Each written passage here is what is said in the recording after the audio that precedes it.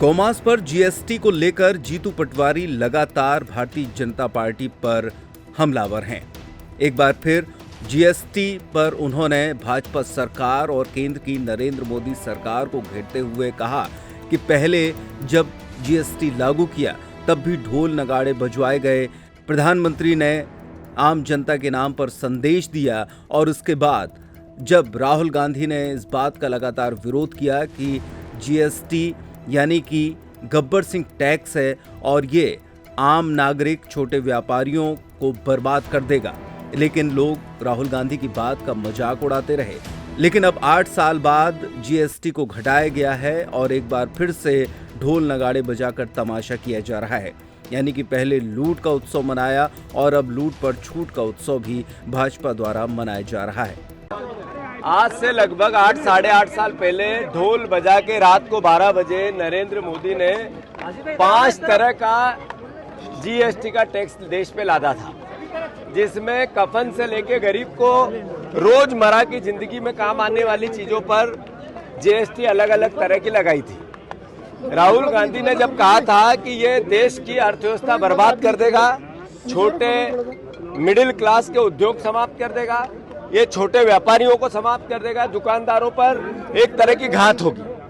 आम आदमी के जेब से करोड़ों रुपए निकाल के, अरबों रुपए निकाल के, लाखों करोड़ रुपए निकाल के नरेंद्र मोदी ने देश में एक ऐसा चलन ला दिया जिसमें 2 भारत बने। एक अडानी जी, अंबानी जैसे उद्योगपतियों का भारत, 10% लोगों के पास देश की सारी संपत्ति चली गई, 80%, 70% संपत्ति चली गई और देश गरीब हो गया।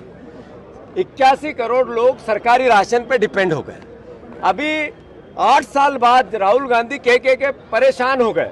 पूरे देश के सामने उन्होंने 1 लाख बार कहा कि जीएसटी में सुधार करो, 1 टैक्स करो, ये 10 टैक्स बंद करो, 5 टैक्स बंद करो, तो उनकी मजाक करते थे। अभी राहुल गांधी जी ने जो बात कही, नरेंद्र मोदी जी के पीछे की समझ में ये बात आई और उन्होंने स्वीकार किया कि जीएसटी की दरें हमें घटानी चाहिए। मुझे दुख है इस बात का कि पहले जब ये लागू की थी, जब ढोल बजाए, उत्सव मनाया, विज्ञापन लगाए, सरकारी पैसा, जनता के पैसे, खून पसीने के पैसे के इवेंट किए, अखबार और मीडिया को विज्ञापन दिए। फिर अब जब ये कम किया, उसका ढिंडोरा पिटा जा रहा है, उत्सव मनाया जा रहा है, नरेंद्र मोदी देश के नाम संबोधन कर रहे हैं। तो पहले भी देश के नाम संबोधन किया था, फिर देश के नाम संबोधन किया, पहले लूट का था, अब छूट का। तो मैं मानता हूं कि ये देश की जनता से लूटा हुआ पैसा जैसे रिफंड करना चाहिए सरकार को। आम जनता के पैसे को 8 साल तक आप लूटते रहे, ये पाप था, ये चोरी थी, ये डकैती थी और सरकारी डकैती थी। हम इसका राहुल गांधी पहले भी कहते थे, अब भी कह रहे हैं। दूसरी बात, ये उत्सव किस बात का? लूट का उत्सव। ये हमने लिखा है, बचत नहीं, जनता से लूट की झूठ का उत्सव मना रही है बीजेपी।